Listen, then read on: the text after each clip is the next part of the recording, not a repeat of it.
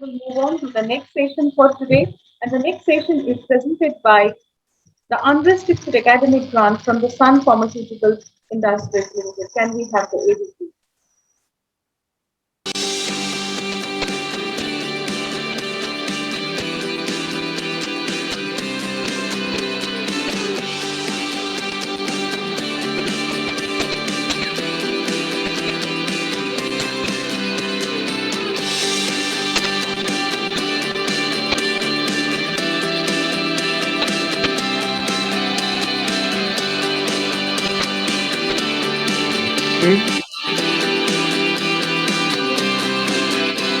देखिए, अभी तो टाइम है। अभी तो शेयरिंग है घर।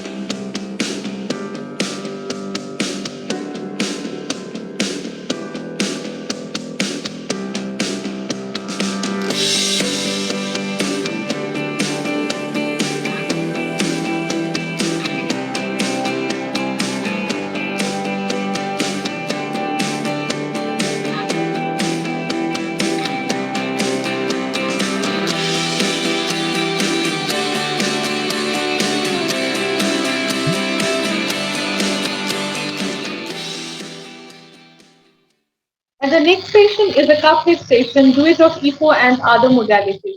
May I request the panelists to join the session? May I please request Dr. S.K. Paraskar, Dr. K. Chandrasekharan, Dr. Roxy Senior, Dr. P.K. Dev, Dr. Nitin Gokule, Dr. Mona Bhatia, Dr. Johan Christopher, Dr. Sishu Shankar Mishra to join the session. And may I also request Dr. Anirudh Dev to join this session as the moderator.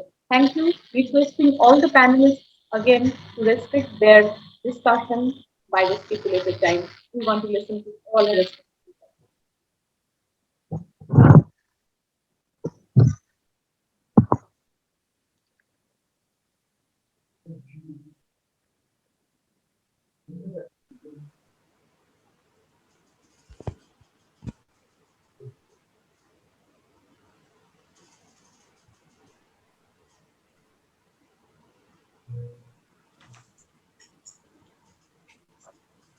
Am I audible and visible?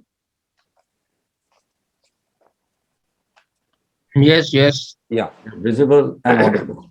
Sir, this is a session, actually I kept it with 9 eminent galaxy of stars throughout the world.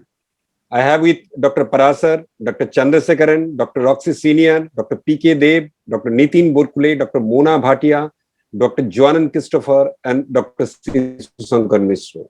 There are 2 important clinical cardiologists.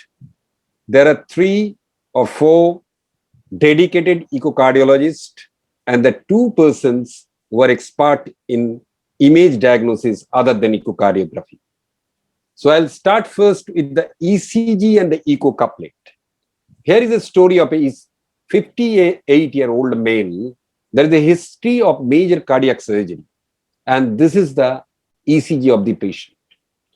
So any of the cardiologists can comment about the ECG, what it could be, so that there will be have an interactive, beautiful discussion. And our junior colleagues, there is a lot of DNB students are there as a delegate, and they can learn from this exercise.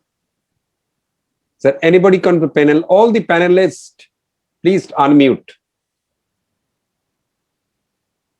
And any comment about the ECG?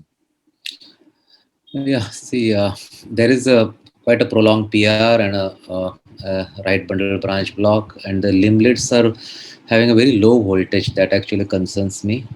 And otherwise, axis is vertical, so I think that can go with the right bundle branch block. STs are at baseline. Anything else? Any other comment from any of the panelists? If not, then I'll go to the echo. Okay, let's go to the echo. This is another ECG. Same thing almost.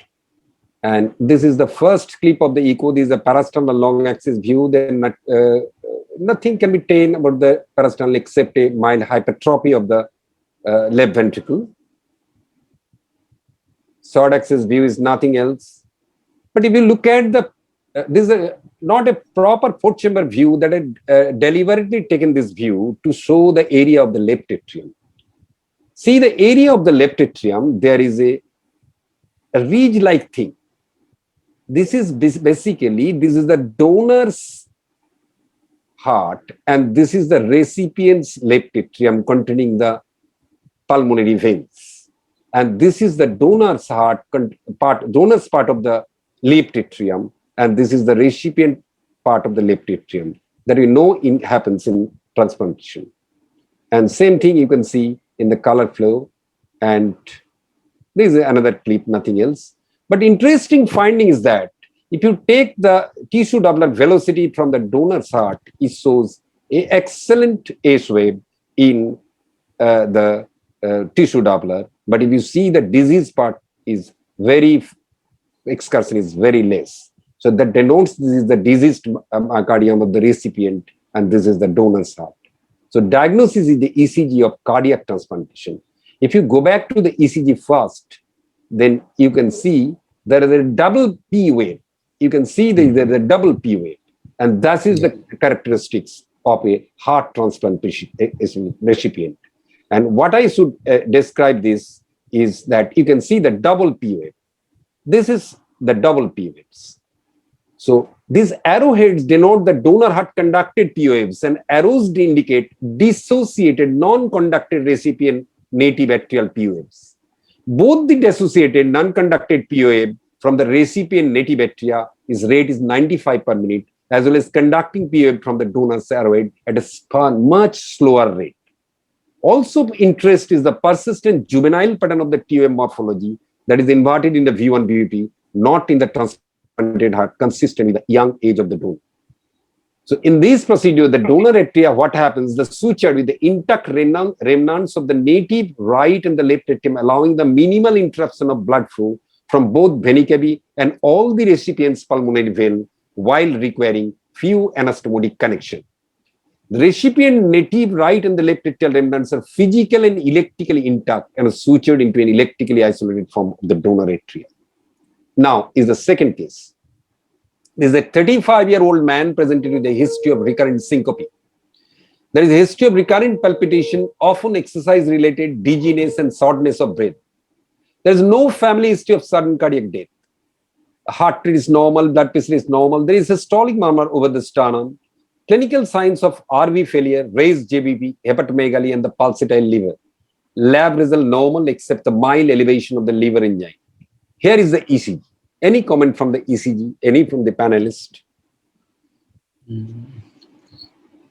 Yeah. And we, Yeah, I think it's, Pardon, sir?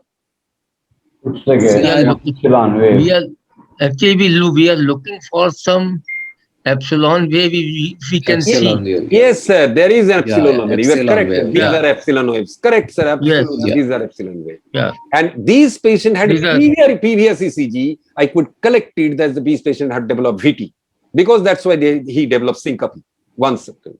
We can know in the sometimes in the ARVT they are prone to develop the monomorphic VT. And this is the echo of this patient. You can see this is a classical case of ARVC. I'll show all the clips with the severe tear, right ventricular dilatation, right atrial dilatation, right ventricular myopathy. Then you see the outflow tract. This is a classical case of the huge right ventricular outflow tract with a normal, almost normal pulmonary artery in the main and the branch pulmonary artery. And you can see this here in the color flow, and same thing in the, you can see the pulmonary artery is not that dilated in compared to the right ventricular outflow tract. I have not given the measurement on all these things, but this is very evident from the clip. So these are actually the epsilon wave. This is the book picture, and this is our patient. So for comparison, I've given this ECG in this same platform. Now, Secondly, the Anirudh, yeah, sir. can you go back to the two-chamber view of the, before that ECG, you showed a last view of the echo. Yeah.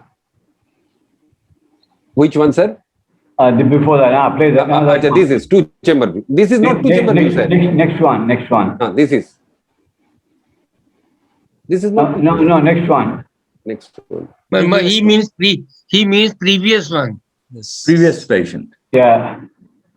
This is the No, the follow-up, go forward. Okay, then going. Okay. This four chamber view, sir. Actually, Yeah, this, no, next one.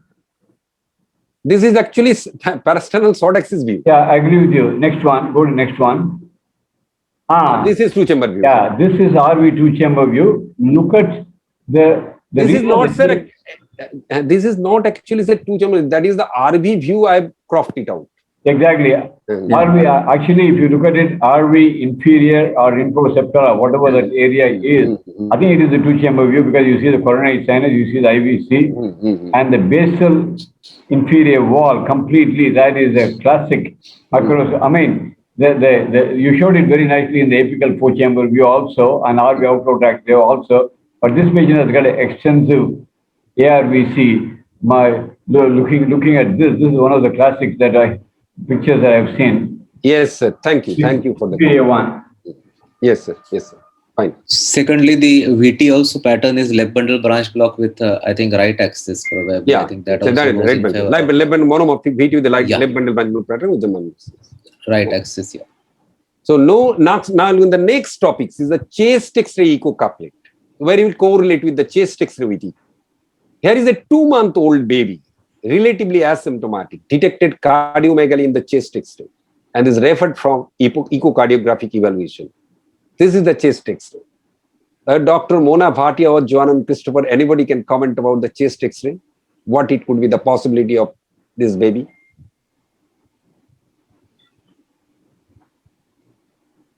Is there any artifact or is there any really cardiomegaly? No, there's definitely a cardiomegaly, but more than that, it's hard to say. Okay. And we don't Anyway. see any congestion in the lungs. The lungs seem to be relatively clear. Absolutely correct, ma'am. A very huge cardiomegaly. There could be some effusion as well. Okay, let's see the echo. And the upper mediastinum is also quite broadened. Yes. I think there Yes, must upper be mediastinum is also quite broadened. That is very quite broadened. So Now I'll give there you must be the some- lateral view. This is the lateral view.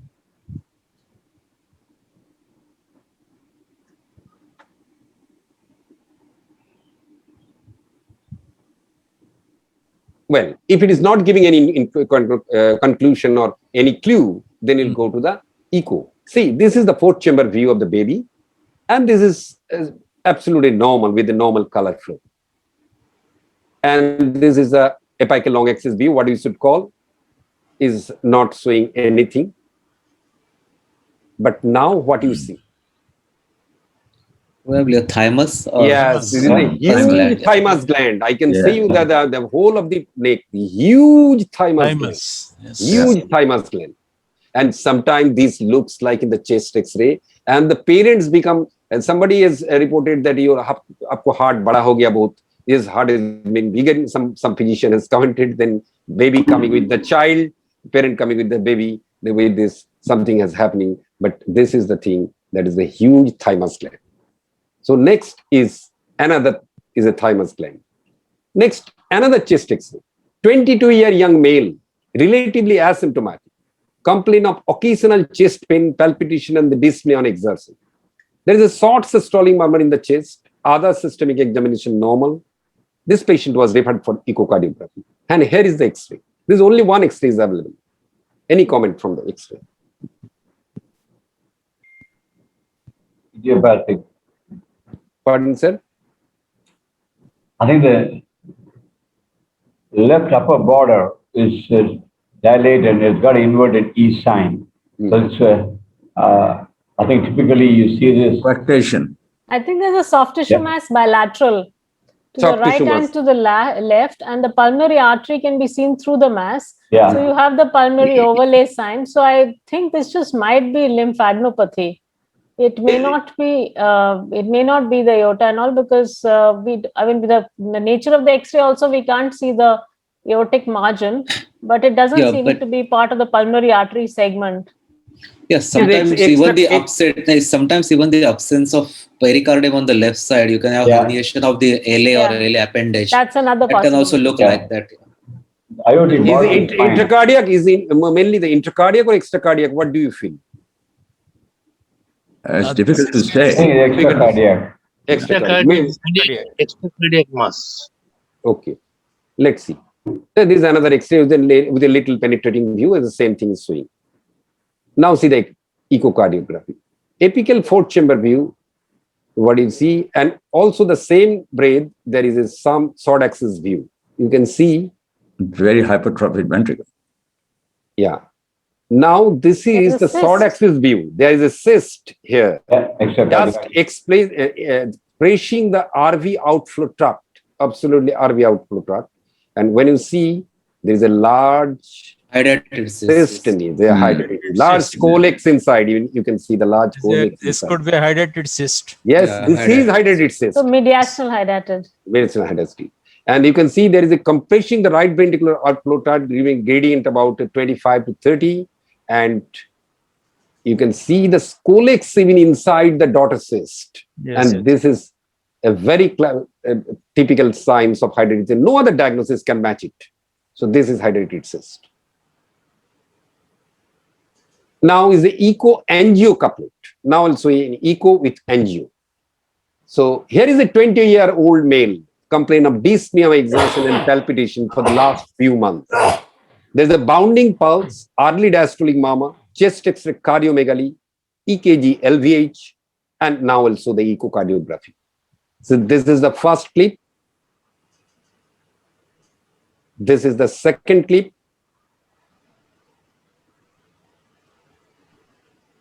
This is the third clip. Yeah, looks like aortic. Sinus. Yeah, you can see something. Yeah. Yeah, that's right. Above the aorta. Is it the aneurysmal dilatation or something? Right sinus is Looks also like It has to be there. It has to be. But Sinus, see yeah, the- see sinus the- valsalva rupture. RSOV. Yeah. Yes, but there is a little clinch in this, I'll tell you. So this is a aneurysm of the sinus of Valsalva, but it is not ruptured. Yeah. It is an unruptured, huge sinus of Valsalva. And there is a large, huge aortic regurgitation with huge regurgitation, almost severe aortic regurgitation. And you can see the sword axis view and huge aortic regurgitation, you can see. But it is an absolutely unruptured valve. It is not ruptured at all, not ruptured to any of the chambers of the heart. But it is huge. Yep. That I'll show the angio when But you'll see the is angio, then you'll see it. Yeah, but can you? I think there is some communication of that Yes. with the LVOT. So is it aorto-LVOT tunnel or something? No, not say aorta LVOT tunnel. When you see the angio, they'll see there's no aorta LVOT tunnel. It is only what you are seeing, there is a severe air. Can we Severe see air. the port chamber, please? Can one? we show a parasternal long axis view if you have got? Okay. Yeah, this one. This one. Again, The a one which I showed. parasternal long axis view? Yeah, this one. Yeah, this with color Doppler. No, with moving, with a moving one. Achha, moving on. Hey, this one. Yes. No, more next with color Doppler. With color. with Because color. I only wanted to see whether it has gone into IVS or not. That was the reason for that, seeing the parasternal long axis view. No, the color Doppler. Just show the color Doppler in the PLAX. Lax color Doppler, I don't think I have. No, you have. Yeah, you had the next one. Last one you had. Last one. Last one. Okay. Let's Yeah, see. last one you How have. much Going was one by- the one by- gradient across RV outflow tract? Okay, I'm going one by one. Again, no problem. Okay, last one I'm going. So this is the apical fourth chamber view. This one not. And then last one is probably this one. Yeah, this one. Actually, there you can see that there's RV outflow tract obstruction. Yeah. Aneurysm is causing RV outflow tract. Obstruction. Sir, there is some seems to be there is a flow acceleration in the RV outflow, Exactly. but there is no Yeah. there is no gradient across it. Okay. No, but I think there is a some sub aortic, and I think there is some communication in the just below the annulus of the aorta with that mass, with that cystic cavity. Okay, let's see the angio. You can see a to and fro movement there. So Anirudh, was any Do you have a Annular- spectral it can be Doppler a there? subannular aneurysm also. You It have can a be a Doppler subannular there, aneurysm. Anirudh? No, You no, have a- I don't have at the moment. I don't have at the moment. Yeah, but I Any- think this is a subannular aneurysm there. Okay. any T was done? Any T? No T Sir, was this done. patient was operated, in fact. In fact, this Achha. patient was operated. Okay, go ahead. Go So ahead. that's why I'm not Yeah, saying. go ahead. Yeah. Go ahead for the angio. I'll go into the angio. See that this is the first clip. You can see in this clip there is a lot of aortic regurgitation, nothing else. Yeah. Other than this, there is nothing else. Yeah. Now go to the second one. Even in this clip, you cannot see anything. Yeah. No aneurysm even. Here is, you cannot see anything. Now you can see this one. You can see. Here is a large aneurysm. Now you can see here. Hmm. You can see the large aneurysm, Yes. but it's not gone into any of the chambers of the heart. Yeah. Yeah, but I think it's a subannular aneurysm, which is, it is not a sinus of See, this one. aneurysm. Sir, it was a Yeah, that's sinus what of I'm saying. valvular aneurysm. He was operated. This patient was operated, and it was. They don't have an operative finding at the moment. But this patient, this young boy, was operated, and this patient had the large. As Nitin says, before surgery, what was the diagnosis? Before surgery, Nitin has kept one or two possibilities. Agreed, sir. Before surgery, we thought there might be some aorto-LV tunnel, but that was not there. There was certainly some aorto-LV tunnel. That's why I showed this case. This is a very interesting case I saw. Yeah. That's why I showed this case. Okay. Yeah, it's nice to have shown the spectral Doppler because that could, Sir, I had the spectral Doppler. That is nothing giving. Okay, not fine. Much of, not There's much. not No, much that of- would have given you that the flow is there is a gradient or not to the Yes. Gradient where? Gradient where? to the cyst. Supposing it is there is no gradient, means it is there is no, the flow is not significant. Means there is no rupture. Yeah. So once Yeah, there that is- was not there. That was not there. That was not. and that was not. that's what the decision it gives. Okay. So go ahead. It's a very interesting case. Thank you. So this is the right coronary sinus of valsalva shows aneurysmal dilatation with severe aortic regurgitation. That was the postoperative diagnosis. Now I'll go to the echo CT thorax. Echo with CT thorax. See, here is the comes to our imaging specialist. There's a 23-year-old lady presented with a generalized weakness, easy fatigability, and dyspnea of exertion for the last few months. Physical examination, pulse 86, blood pressure normal, soft ejection systolic murmur, soft ejection systolic murmur at the precodium, other systemic examination normal. Routine lab study, no significant. Chest X-ray reported as cardiomegaly with query, again mediastinal mass. Here is the chest X-ray. Any clue from the chest X-ray, Dr. Mona Bhatia? No, again, you've got bilateral masses, and the right one seems to have marginal calcification. So again, we're seeing the vessels through it. So again, it's looking like something that has a marginal calcification. Could be a cyst, a bronchogenic cyst, or some sort of a cyst with calcification. Yes, very important. Now, what you noted is a marginal calcification that is there. Absolutely. Now you see the echo. So this is the first clip. You can see this is the heart, and here is the mass. You can see. Not only here, when I go to the other views, see, here is heart is compressed, but there is no hemodynamic disturbance within the heart. But when you do the same thing like this one, this is the RV outflow tract, and it is compressed from the anterior surface of the RV outflow tract. There is a ill-defined, there is a well-circumcised, heterogeneous mass seen Could in be the lymphoma. It could be lymphoma, mediastinal lymphoma. it could be lymphoma, Yeah. correct? It could be lymphoma. This is the diagnosis actually we made while doing the echocardiography. Now see the other clips. There is a definite turbulence in the RV outflow tract with a gradient of something like, I'll tell you. This is the another image to show the mass, and this is the RV outflow tract, but pulmonary artery is good, and this is the gradient of 35 millimeter Vg. Now here is a CT scan. There are 4-5 clip is there. I am not expert in the CT scan, so is Dr. Mona Bhatia I'll show the 4 clips, then you comment. Okay. This is the first clip. This is the second clip. This is the third clip. If you need more, more time, then I'll give you, no problem. And this is the fourth clip. This is the 4th plate I had. Just go to the one before this. One before this. Okay, this one. Okay. So basically, there seems to be a very large mediastinal mass which is going across both sides, and it's heterogeneous. It's not enhancing too much because we're seeing the vessels all enhancing. The lungs are normal, and it's so when you have these, it's anterior to the heart predominantly. So when you have these anterior mediastinal masses, then we are either talking the cysts, so we're talking thymomas, we're talking the lymphomas, and so these are the differentials, and there's some I agree. calcification on the Absolutely agree, ma'am. margins. Absolutely agree, ma'am. But what is, if you want to do a single diagnosis, what is your point? I don't think it's a lymphoma because it's too well circumscribed and it's not lobulated. So I would have probably thought it's a thymic origin. Absolutely correct, ma'am.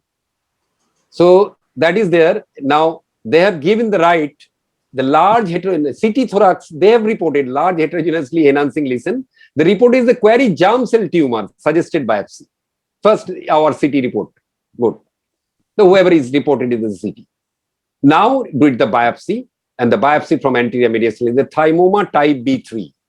And there's a very important thing is that type B3 thymoma or epithelial thymoma are well differentiated thymic carcinoma. And that is 10 to 14% of all thymomas, and 20-year survival rate is nearly 40%. 46% are cases associated with the myasthenia gravis. In fact, our patient presented with that. You will notice that easy fatigability, the clinical features of myasthenia gravis. And the patient was advised for optimization of the medical treatment for myasthenia gravis before surgery by using cholinesterase inhibitors.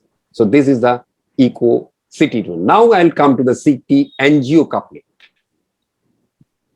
Here again, the mediastinal mass. This is my exam, man.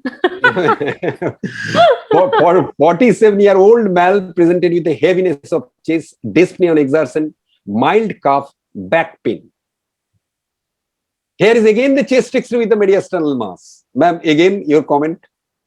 Okay, so this one I'm not seeing the aorta, the aortic margin. Okay, I can see the descending aorta, but I'm not seeing the aortic arch. So this just might be an aneurysm. Again, has marginal calcification, pretty large mass.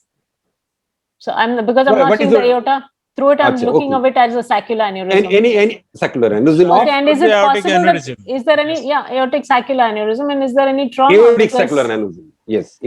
There is a possibility of aortic saccular aneurysm. So now to see the echo. So echo, initially there is a parasternal long axis view, absolutely normal. I'm doing the echo, I'll see there is a color flow is absolutely normal.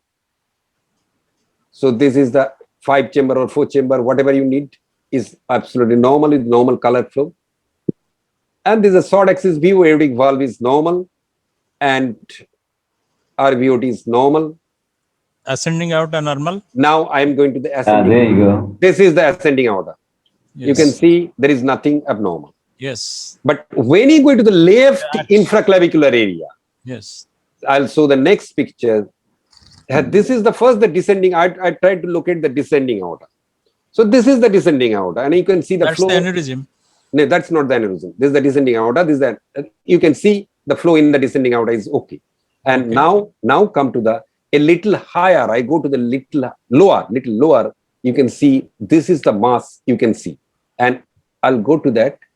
See, this is the pulsatile mass. Though it is not much pulsatile, it is still pulsatile. You can see even in the. And I'm doing the echo. I'm trying to locate it, but this is very difficult to image it. But this is even now. If you put the color flow, see, this is the within the mass.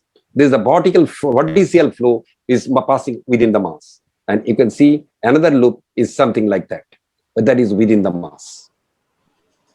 This is very low flow. Very low flow within that, very low flow within that, but it is rotating inside. With this diagnosis, I thought it could be any aneurysm or something like that. We did the CT thorax. So, ma'am, I'll show the 4-5 clips again, the CT thorax. 1, 2, 3, and 4. Anything, anyone want to see one? No. So I think it's still a saccular aneurysm, right? It's a saccular aneurysm. But they have reported left-sided query aortic aneurysm. Still, they are not. The CT people are not sure. This CT was done twice, one in Calcutta, one in Bombay. Then they go to the MRI chest, and this is the MRI. Then another 4 slides I'll show you. 1, 2, 3. Oh, there's only 2 slides. 1 or 2. This is 1, and this is 2. Here you can see the connection between the aorta and the saccular aneurysm. Correct. The There first is There is a slide. more component. Yeah, you can see that There is flow. You can see the flow signal also in the Yeah. first Yeah, you image. can Flow see that signal flow only. void. Correct. The before Absolutely. also, you can see. Yeah. But they still are not sure this is aortic aneurysm. Then they got to CT aortogram. And now is the CT aortogram. Here's the CT aortogram. And you can see clearly the flow. And you can see that this is a large sacralism in the descending aorta, just behind the distal aortic and the subclavian artery. Yeah. But Might have had some trauma. I I think the next thing is to look for trauma. Yes, there is no such history of trauma is there, but I could not find out in the history.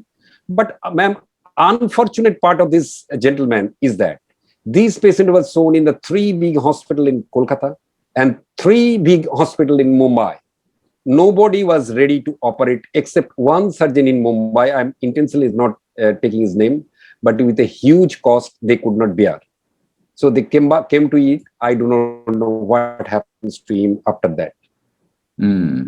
But I think probably it could have been treated with the, with the I stent. think the stent, covered yeah, stent. absolutely. A covered It stent could would have have been covered closed stent, easily. Yeah. I don't Yeah, know.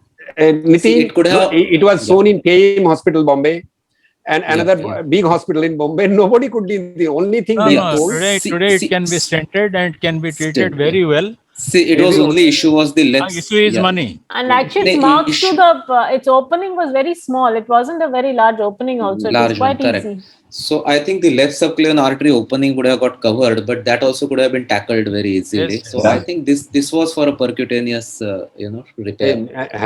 Stenting, percutaneous stenting. Yeah. But everybody told them that if I do the surgery, the chance of mortality will be more than 60%. So everybody he got scared. I mean, this patient is a young patient, Young patient. Young patient. right?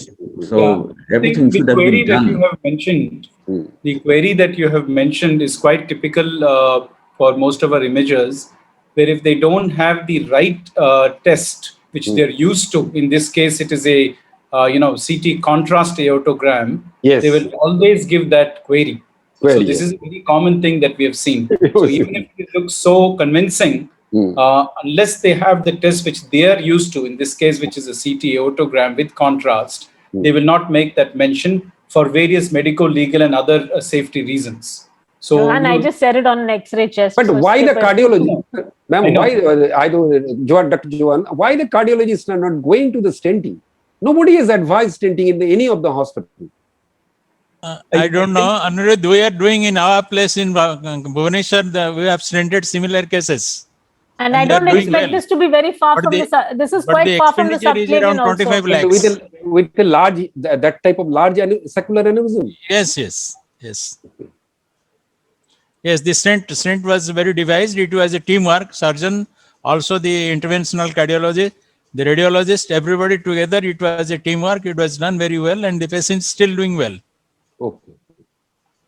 This case was how many years back? Only 1 year back, sir. So there Then must be it could have some been reason. done. We have done But it. there He must lost. No, be- but there must be some reason that they did not do the only a money. percutaneous One management. There surgeon, must be some reason. one surgeon in Mumbai told it will be operated and there will be no problem. And there he has charged near about 8 to 10 lakhs rupees. They are not able to give. That's a different issue. Science is a different issue. But other hospital where there is a free of cost is done or some minimal cost is done, they are reluctant to do it. But There- Mona's diagnosis is excellent from the chest X-ray. Absolutely. Next Hats time, off. send them to Delhi. Hats off. Hats off. Thank you. Hats Yeah, good Monas. Well said. Today is Mona's day. off. Delhi bhej diya Yeah. karo. He said, send him to Delhi. Okay. Send him. I'll send him to Delhi. Acha. Now is the echo MRI couplet. Here is a very interesting story of a father, a doctor's father. He is a 50-year-old man with a history of recurrent chest discomfort, dyspnea, and exertion, palpitation for the last 2 years. Since then, complain of intermittent episodes of giddiness. A long history for the long time. This patient is a long follow-up of mine. Intermittent episode of giddiness and dyspnea, exertion, and frequent misbeats. July 2013, admitted with the retrosternal discomfort in the arrhythmia. And ECG multiple recordings showed sometimes normal, sometimes this sort of ECG, and sometimes with the ventricular ectopics, supraventricular ectopics. Different time, the different ECGs showing. Different ECG in different time. A lot of ECG was that there are about 50 ECGs, but I picked up certain. Then one echo report is done somewhere. I got it. The echo report showed the left ventricular dilatation, wall motion abnormality, akinetic infraposterior wall, moderate systolic dysfunction, and moderate pulmonary arterial hypertension. This is the report I got. I could not get any video. And this patient was ultimately done the angiogram, and angiogram is absolutely normal. You can see this angiogram is absolutely normal. See, angiogram is absolutely normal. And this patient was put on clopidogrel, aspirin, sotalol, cordarone, Telma, etc. No significant improvement. August 2003, the Holter monitoring showed few VPCs. Then in November, December, chest X-ray saw widening of the parasternal tracheal soft tissue. And CT thorax shows right paratracheal lymphadenopathy and right pleural thickening. AC level, obviously, sir. AC level, but initially it was missed for the 2 years. AC level is 30. That's why I'm telling the story. AC level is 34. And if you see that now that when the patient came to us, if you see this is the particular ECG with the basal thinning. This is the very characteristics of the sarcoidosis. Yeah. Very, very characteristic of sarcoidosis. These will won't get any other disease. See, this is the net picture I'll show you. This is the net picture actually. And this is our picture. Almost similar. This is a basal thinning. And I'll show another features that I'll get. And there is a mild to moderate MR is there. And here you see, this is a basal thinning, basal part. But if you can see the median apical part is preserved.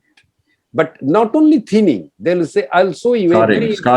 The scarring. Scarring. There is scarring. And how it looks like that in echocardiography, I'll show it. See, this also small beaded appearance. This small beaded appearance is very characteristics. See, these are the small beads and appearance. Beads. These are all scar.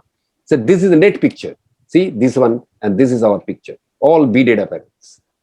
So other features is only a grade 2 diastolic dysfunction is there, and the mild elevation of pulmonary artery, pulmonary arterial hypertension, and the inferior vena cava is nothing there. And the GLS is obviously reduced to minus 10.1. And also characteristically in the basal portion. Yeah, characteristic in the basal septum. Yes, and that's very characteristic. With differential strain pattern infecting. And the 2014, this we reported is abnormal thinning of the basal interventricular septum. Then patchy areas of bright echoes. This is called speckled or snowstorm pattern due to areas of granulomatous intrometrium. So these two important signs, one is the basal thinning and the speckled or snowstorm pattern due to granulometal, highly suggestive of cardiac sarcoidosis. Then ultimately CT thorax was done and the cardiac MRI, I'll show the cardiac MRI suggestive of infiltrative cardiomyopathy. EBUS guided aspirated, occasionally necrotizing epithelioid cell granuloma and scanned reactive lymphoid cells. Unfortunately, TBNA biopsy was inadequate septal as AC level a little higher than urea and creatine is a little higher. This patient was started on the immunosuppressive therapy, prednisolone initial dose of 1 milligram per kg per day for 8 weeks, and followed by tapering of the days with careful assessment of cardiac pressure. And this patient still now in 2021 doing well. But after 6 months, the patient improved symptomatically, echocardiography also improved, and this patient is on follow-up. And now, that time, after some time, 2015, there is a FDG PET was done. Dr. Bhatia, can you describe this PET? I have no knowledge about this. I have little knowledge about PET also. Christopher? Dr. Christopher? Yeah, I'll just go through the PET. So what we have here is the perfusion in the upper margin, which is done by rest rubidium. And you can see that the perfusion more or less looks normal. So this is the perfusion and this is the FDG uptake here in the lower one. And this is the short axis, as you can see. And this is the horizontal long axis, and this is the vertical axis. Now, what is pertinent here is that the rubidium at rest seems to be adequate. There seems to be normal perfusion on the face of it. At This rest. is, this is obviously what we call a carbohydrate depleted patient. This is a special protocol where we keep the patient off carbohydrate for 48 hours, completely off. It's a big challenge, let me tell you, in vegetarians, but that's how it is. So whenever we find FDG in these patients, it means that there is inflammation, if this is what they were trying to show. That means ongoing inflammation is going on still now. Ongoing inflammation, as you can see, whatever is bright on FDG is the inflammation, which is more or less concentrated exactly in the same areas that you've shown us on echo. That is the septum, the inferior septum especially, and also moving into the anterolateral septum as well. So this FDG uptake here is suggestive of an ongoing inflammation. And as you've shown the angiogram being normal, the rest perfusion also corroborates with that, and that shows a normal rest perfusion. So this is quite classical for an ongoing sarcoid inflammation. What is also pertinent is that we look at the SUV max of these patients, the SUV max of these FDG uptake. And in our center, we are doing yearly PETs along with the ACE levels and CRP. And we find that with steroids and immunosuppressives, the FDG max starts going down from a value of something like 35, 36. It starts going down till it becomes almost negligible after 2 to 3 years. So this might take some respect. Absolutely correct, sir. This is the time, sir, actually we started the steroid. This is in 2000. Dr. Christopher, isn't the basal septum, the perfusion is less on the rubidium scan? Yeah. I also felt so. I think it's because it's also scarred a bit, so the perfusion Basal will go septum, down I think. by virtue of the scar. So that's why I think the rest perfusion on rubidium is also low in the septum. Yeah. Actually, Dr. Christopher, can you comment with the F18 FDG? There is a scar about comment about the scar. Sir, in this case, the perfusion is by rubidium. Here, we're not going to talk about the scar. If this is looking at inflammation with the protocol I've suggested, this is showing us only the inflamed area picks up the FDG. Unlike the normal viability, where you would find this area, the inferolateral area, or the inferior wall and the anterolateral wall would have actually been scarred. But this is not what it is showing. Actually, what you see in inflammation, is it the brightness? Yeah, this is a lack of perfusion. I mean, okay, so just looking at the images, can I make a comment? Yes, please. Yes, just looking at the images, now at the top, you've got the a perfusion scan with rest rubidium. Yes. More towards the apex, right? Yeah, and they say mid and apex. Yes, but in the next section you have it more at the base. Yeah. Yes. And that's where the scar is. For that, because I was very surprised. On the echo, it is thinned out, scarred. It's not going to recover. That is dead. Right? That's not going to recover function. But and that goes with the lack of perfusion in that area also. Yeah. So the chances are high. If you show us the echo, the follow-up echo, you will see that those parts are not going to recover function at all. Yes, they are not recovered. That even the fall of this part is not recovered at all. This is not recovered. I think but the part, sir, madam, but the part when after starting the steroid, which are the part is a little hypokinetic. These are the part really improved. Oh yes, because those are still inflammatory stage. That's exactly right. So we look at inflammation on top. So as soon as we say sarcoid, we look whether there's active inflammation going on, and of course we do FDG to look at that. And if it is, we start giving steroid and all the rest. Okay. So is it not the classical involvement? Septal involvement is very classical of sarcoid. Yes. Basal septal involvement is very basal walls. That is very classical of sarcoid. Yes. If you localize, I mean, this kind of involvement is classically seen in sarcoid. Yes. Yeah. And multiple basal territories, so it doesn't conform to perfusion defect. So perfusion defect with intense FDG uptake in this region suggestive of myocardial inflammation, what we concluded. The normal is normal uptake is because it is using free fatty acid. Now is the MRI. So this is the first clip, and I'll show the videos. This is the second clip, and this is the videos. Dr. Christopher, Dr. Nitin, and Dr. Mona Bhatia. So basically, again, on the first two clips that you've got, they're late gadolinium enhanced images, and they show evidence of intense uptake. And so that's the late gadolinium enhancement that indicates it's a scar. Now, what would have been good on an MRI is to look at T2 weighted imaging, to look at whether this was an area of edema, or to look at diffusion weighted imaging. So, because even this, which is, only three. if you look at the 4-chamber view, the one before this,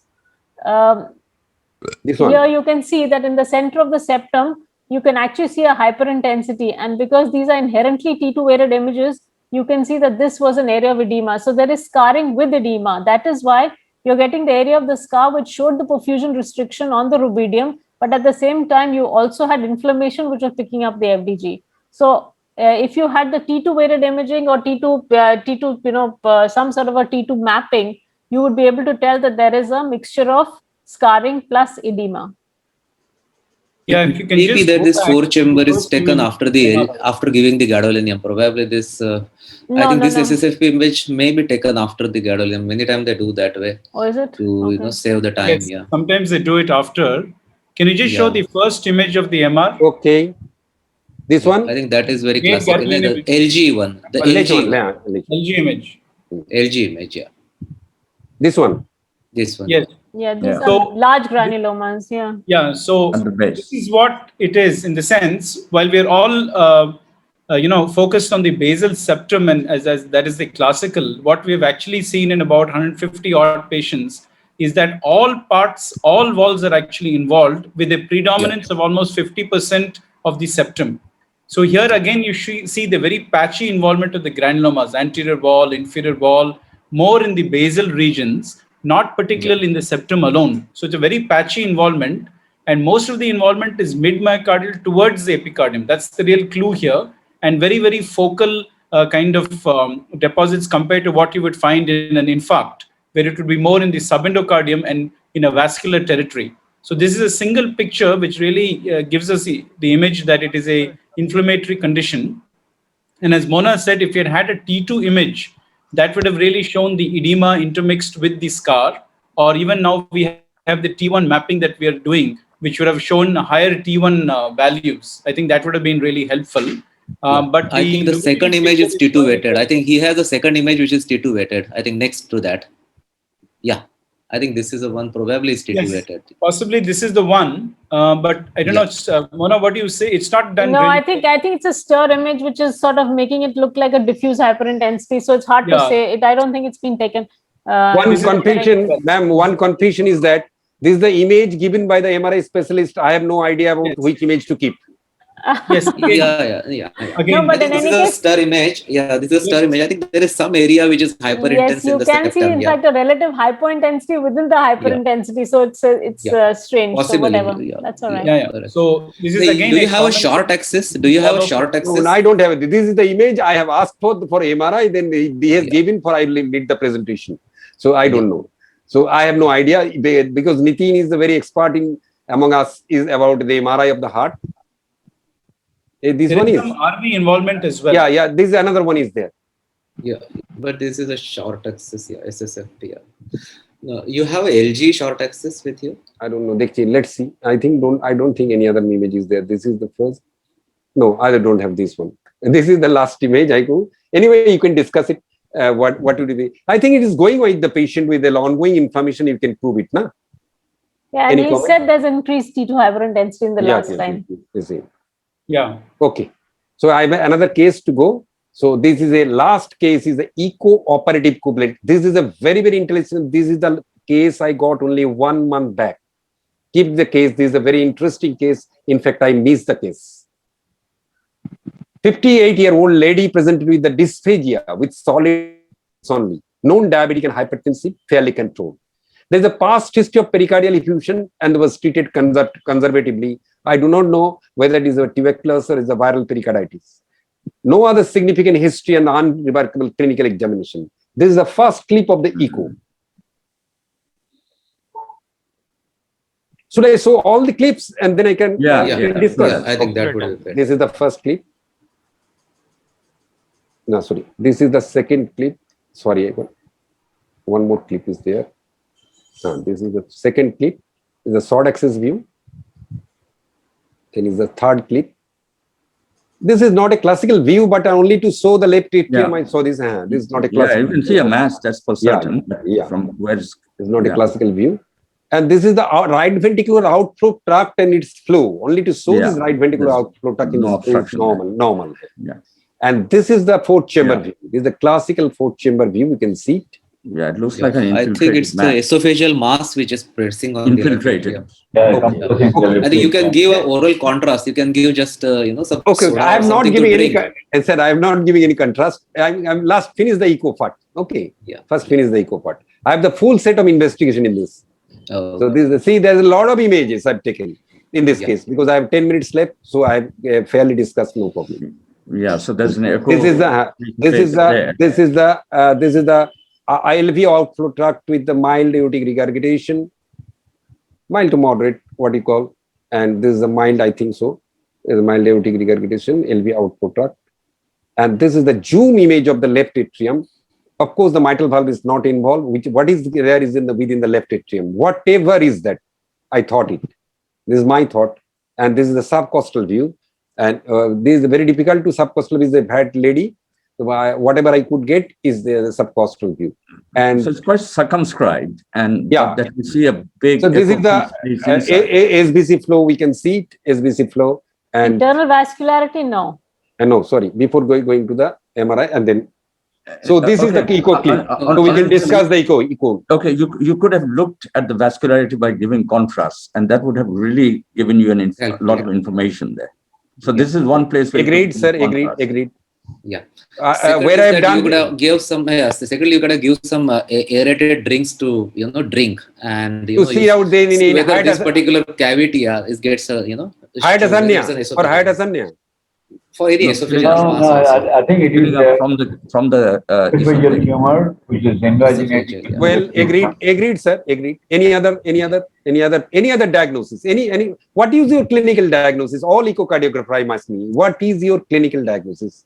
With this 2D and color Doppler echocardiography, if this features is coming to your clinic, what will be your? I am asking only the cardiologist. Yeah, probably a CA esophagus. Sarcoma. One CA esophagus. Dr. Roxy? Yeah, so it's an infiltrative disease, maybe from the esophagus going into the LA. Only. Dr. Parasar, sir? Yeah, I think with the history of dysphagia, which is already present there with a mass in the left atrium, I think we have to keep we may be wrong, but we have to keep the one possibility that malignancy has to be excluded. Okay. Oh, yeah. So that is the one that is close to the esophagus and that is in the left atrium also. Okay. So that is one possibility which needs to be excluded with a history of dysphagia. Dr. Chandrasekaran? I think it is a esophageal tumor, which is probably benign or malignant. I can't say. From the history, it looks like more like probably a malignant tumor. No, benign tumor, because it's well encapsulated and pushing the left atrium, invaginating the left atrium. I don't think it is infiltrating into the left atrium. I know Anirudh will come with a very different and interesting diagnosis, I'm sure. Anirudh, because some suspense is keeping up his sleeve or so. Let's see. I'll show the all investigation. It's the last case, so it has to be. Again, Dr. Mona Bhatia will give the diagnosis, no problem. Okay. Now I'll go to I thought this patient should go to the MRI. So I did, this is the subcostal view, and so this is the MRI view.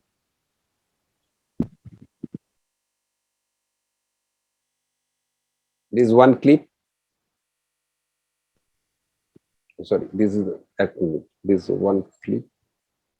This is the second clip.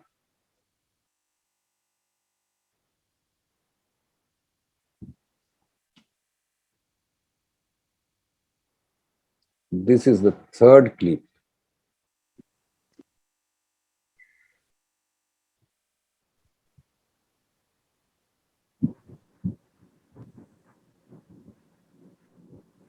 So I should not go this. So from the MRI, what you are from? ये battery लगी हुई है क्या? लो. Dr. Mona Bhatia from MRI. We don't have a short axis 4-chamber. We don't have any of the Okay, classic okay. views. It's a little Oh. hard. So But this is the MRI people have given. I asked for this. The MRI people Yeah, have very given. odd views. लिखा हुआ था कि लो आ रही है. But whatever it is, it seems to be coming off what? Because which is 12% remaining. The posterior mediastinal mass compressing onto the कितने लगा है? atrium. That's what we can make out of this. Okay. These are Anyway, not orthodox, not forget standard. about it. Okay, this is not convincing. Okay, fine. So MRI is it's a not CT convincing. scan. Yeah, the CT. I don't go to CT. We have to go to the CT angio. This is the courtesy by Dr. Atanu Saha is given. Yeah.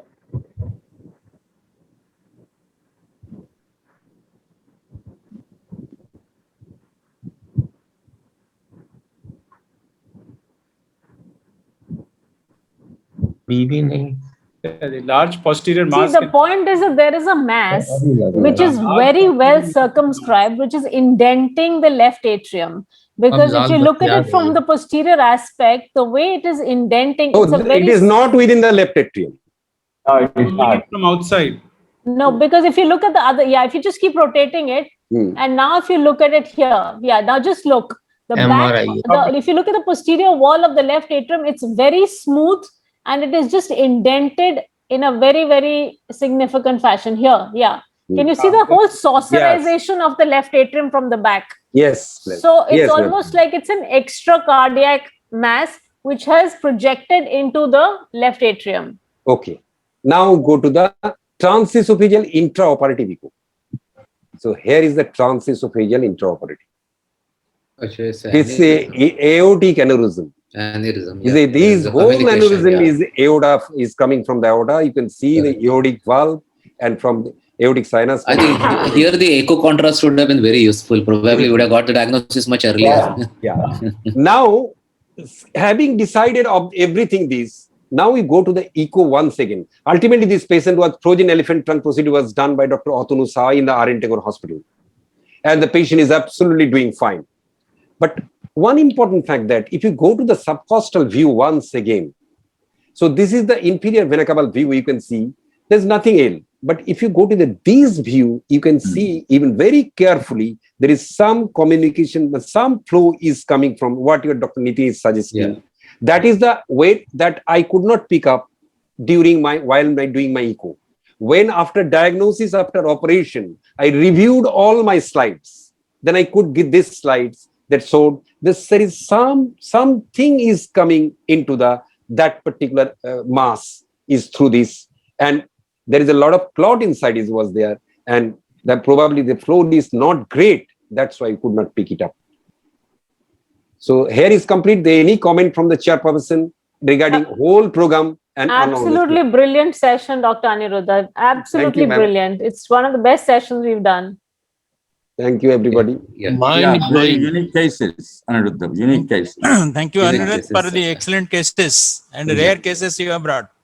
Correct. And they were very, very clinically relevant cases, I think all the fellows and all the practicing physicians, they will be immensely benefited with this. You have got one more year to present some nice cases like this. Thank you, sir. Yeah. And always, all are your blessings, sir. No. Good job done. Yeah, and Aniruddha, just one word of advice. If you see masses in the heart, if you see, any possibility of any communication, besides Doppler, give contrast because it gives you a lot of information. I know, sir. So this is a small clinic I have done. It is not in the hospital. You could have been in the hospital. I could have given it. No, I'm just saying